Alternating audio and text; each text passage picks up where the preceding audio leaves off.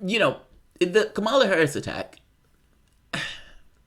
that attack works. The problem with that attack is it's delivered by Kamala Harris, if we're being honest. I mean, the moment that you deliver attack and you say the busing thing, and even the Cory Booker attack where he's like, look, I mean, they're putting people in prison and raising races, stuff like that. You can't be Kamala Harris and make that attack. Because, the moment Kamala Harris has the exact same policies as Biden did on busing. I mean, that's one reason. But also, the moment that Tulsi Gabbard eats you to shreds in the very next debate, any attack that you laid on Biden, for the most part, vanishes. You lose credibility in the process. When you get eaten alive in the next debate by somebody who essentially said your attacks on Biden were unfair. Because look, part of the reason that I think Tulsi Gabbard was eating her alive that way was because Tulsi Gabbard said your attacks on Biden was unfair. That was her basis. And from that point on, it's like killing a Nazi. In her mind, it's, you attacked Biden in an unfair way, I'm going to eat you alive when I get the opportunity to. And that's exactly what she did. And by the way, any attack on Biden at that point vanishes. It just, how can an attack made by this person sustain itself when people immediately know that the person who did that attack essentially has all this stuff and all this baggage, Yeah, and Biden was even correct when he pointed out that Cory Booker hired this person, Gary McCarthy, to be chief of police in Newark, who was a former Rudy Giuliani associate, a tough on crime type, into stop and frisk, all that kind of stuff. Yeah. But Biden's problem is that he couldn't deliver the retort effectively at all. He couldn't fight and therefore back. It kind of fell flat. He couldn't fight back because his attack, when he was hit by Kamala Harris, his response again was on point. I didn't sign up as a prosecutor. I went in as a defense attorney. That's an amazing pushback, and not just a pushback that hits back at this notion of it's like, are you really have the gall to come after me? With your record, a younger Biden would have made the points that Tulsi Gabbard made. A Biden that was altogether there with his marbles would have made those points that Tulsi Gabbard made. This Biden just couldn't do it. I'm sorry. This Biden couldn't do it. But Biden isn't necessarily the best person either to deliver that challenge to Kamala Harris because although, at a certain point earlier in his career, he was a defense attorney, he also was among the most significant kind of legislative masterminds behind an entire wave of really predatory anti-crime policy. He was further to the right than Reagan. Yeah, he was. Yeah, exactly. And that's kind of a position that he kept for a very long time until relatively recently. It's not as if that Biden is on solid footing there. It's just that he doesn't have the capacities at this point to defend himself with any kind of verve or any kind of compelling argumentation. Look, arguments are not always entirely about whether or not you have footing for it. Arguments sometimes are about whether or not you could just win the argument. There's a different there's an optics element. I'm saying that Kamala Harris doesn't have a standing like talking about to make that argument, despite the fact that Biden has a horrendous track record in those regards. I'm saying a better debater could have at the very least muddied the waters so he wouldn't just gotten pushed around that way. I mean, he literally got pushed around for a good solid 2 minutes where literally the camera just kind of put on Biden's face and she just hit him repeatedly. He couldn't defend himself. And it tells you something that Biden's poll numbers recovered pretty quickly thereafter. Yeah. Whereas Kamala's numbers have gone down significantly, and we're almost 2 weeks out from the most recent debates when she failed utterly to respond to the substantive challenges leveled by Tulsi Gabbard. And I think it was the reason why Tulsi Gabbard's attack on Kamala was effective and Kamala's attack on Biden wasn't, was because Tulsi actually got to the core conceit of Kamala Harris's whole campaign, which is that she's this progressive prosecutor who was best positioned to take the fight prosecutorially to Trump. So Tulsi said her main campaign her main platform. You're right. So Tulsi was just like, if you're so proud of your record and you feel that it best equips you to be the Democratic nominee, here are X, Y, and Z that you haven't really addressed, and you're so right. The public examine it, Whereas when Kamala went after Biden, I mean, that's not why they were electing him. They weren't electing Biden for that reason. I'm sorry. I don't think that the 56% of black voters in South Carolina who now say that they're supporting Biden, I don't think they're going to be persuaded that he was somehow a racist under the 8 years of Barack Obama. So you have to have a little more nuance and depthness going after Biden than Kamala displayed. Kamala got a lot of plaudits from the media and from the intelligentsia for that attack, but I don't think it actually resonated across the board with the electorate, and that kind of, I think, has been proven by the trajectory of the polls and other metrics, since that first debate. I think. Well, yeah, I agree. It wasn't. I agree with that. And you're right. God, you hit a really good point. Kamala Harris's main platform, I am a prosecutor. I'm a progressive prosecutor. I don't think the thing exists, but I'm a progressive prosecutor. Yeah, it's an oxymoron, but right. It's an oxymoron.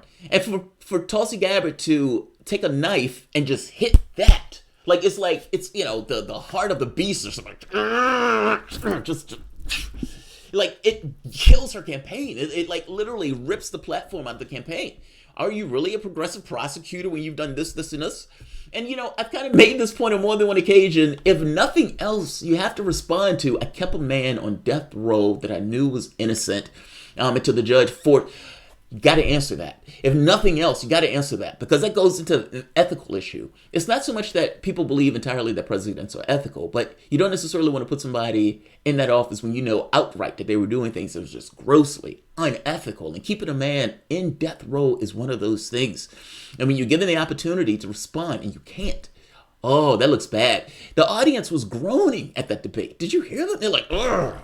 I was there. Yeah, the audience was groaning. Yeah. That's extraordinary. The pot thing by itself. You're on the left. If you're putting stoners in prison, you're gonna have a problem. They're by itself. But she went further. I mean, she didn't get to the laughing at the truancy thing. She didn't there was other stuff that she could have hit. She didn't just that. And the instance that Tulsi pointed out when Kamala laughed about marijuana usage was actually not her only instance of laughing about the issue of marijuana, whether legalization or otherwise. Or there's in a clip general, you can go the Medicare for All, she was laughing. The truancy thing, she was laughing. She has this uncomfortable, weird giggling. Yeah, she does. I mean, but go look. She actually, I think she laughs almost to deflect. Yeah. Because there's a clip you can go look up when she was running for re-election as California Attorney General in 2014. Was it re-election or her first election? I think it was re-election. When she was asked about the issue of marijuana legalization, and she just laughed. And that was 4 years after California had on the ballot its first legalization initiative in 2010, which had failed. But it was only 2 years before California ultimately did legalize marijuana by statewide ballot initiative in 2016. And in 2014, there had already been several states that had legalized marijuana, like Colorado, Washington, etc. So for her to just laugh at that point, as if marijuana legalization was a funny issue that didn't merit a serious response, shows you just how calculated she is politically. And another thing is that a lot of people online have been speculating that this was some, very shrewd and sudden strategic calculation on Tulsi's part to go after Kamala. And while there is, I think, some strategic logic to her focusing on Kamala when everybody else had gone after Biden without really much effect, I've been pointing out that, in the interview that I did with Tulsi in March, she criticized Kamala by name with regard to criminal justice issues without my even really prompting it. So it's not as if it just came out of the blue. You just had to kind of pay attention and read the tea leaves, which I know can be difficult for the media to do with their very short attention spans. Well, they're trying to say that the woman is a Russian plant. I mean, it's absurd. I mean, look, if I am in Tulsi's camp and my job is I need to get further up in the polls, Kamala Harris is a pretty decent target to do that. Yeah. Just in a political sense. I mean, she was like, 3 or 4 in the polls. She got a huge limelight after going after Biden. Tulsi Gabbard didn't believe she should have gotten that limelight for going after Biden. It's a clear political target to bring you up further, not to mention substantially a substantive attack. It's not a BS attack. I mean, the woman is running on her progressive bona fides as a prosecutor. It's fair game to ask whether or not is that true. And, when you find it comes up lacking and you give the person all the opportunity in the world to explain. And by the way, Anderson Cooper, when he got the opportunity to talk to Kamala Harris after that, his first question, any journalist, any reporter should have been, would you like to respond to what she said up there? She said some pretty devastating things to you and you didn't really give her a response. Would you like to respond here? That should be the most natural question in the world, as opposed to allowing her to just slander Tulsi Gabbard. I mean, she was like, oh, she's an Assad apologist, and then she's like 0.2% of the poll. What does that have to do with whether or not everything she said was true? Nothing. It's a classic non sequitur, and you would think somebody like Anderson Cooper or anybody who reports to be a journalist and wants to engage in constructive dialogue with political candidates, you think that they would be able to recognize a non sequitur and not allow the candidate to simply promulgate that non sequitur without challenge. Yeah. But Anderson Cooper didn't do that because they actually think that Tulsi is an Assad apologist. Yeah, they don't like her, and therefore they're willing to let that tactic go without check. And that's why for the next week after that debate, in almost every media interview that she did, Tulsi ended up having to go over the same old talking points with regard to this Assad apology, as if she hadn't addressed it 10 million times. Yeah. So it's not you're not bringing out any new information by questioning her on that. Well, you're simply all you're doing is connecting her in the public mind to Assad, and by repetition, essentially carrying out a classic propaganda tactic, which is that you just repeat the charge over and over again, however groundless the charge may be, because you want the public to just kind of instinctively associate Tulsi with Assad. Yes. And regardless of the substance. Right. And it kills anything that comes out of her mouth at that point, because you've associated her with Assad. It's a propaganda tactic. Now, and the reason I say that, like you said, everywhere she went on, they would ask her the exact same thing, as if she hasn't already said this exact same thing 1,000 times before. Like you said, the only reason they would do that. Maybe the most egregious example of this is, and I actually did a video where I went over some of these most egregious examples, because my issue is that there's so few people who have any ties whatsoever to like the traditional media journalistic landscape, which I do to some extent, who are willing to point out these ridiculous tactics that are obviously being employed to undermine Tulsi. Yes. And the most egregious example of this Assad talking point stuff being regurgitated was when Tulsi appeared in Las Vegas at a labor forum. So a forum that was ostensibly devoted to labor issues, right? And it was hosted by a woman from the Huffington Post and a guy from a local Nevada media outlet. And rather than ask Tulsi about labor issues during her short section, because there were 20 plus candidates participating, can you guess what they asked her about? Hey, you met with Assad, right? Right. You met with Assad. What the hell does that have to do with labor issues? Zip, nada.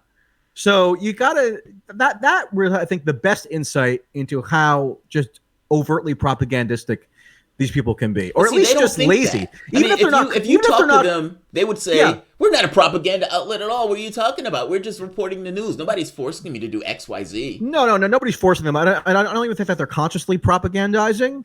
They're unconsciously doing it, which is almost even worse because they're not aware of the tactics that they are using, which have no purpose other than to just hurl sleaze. Yeah.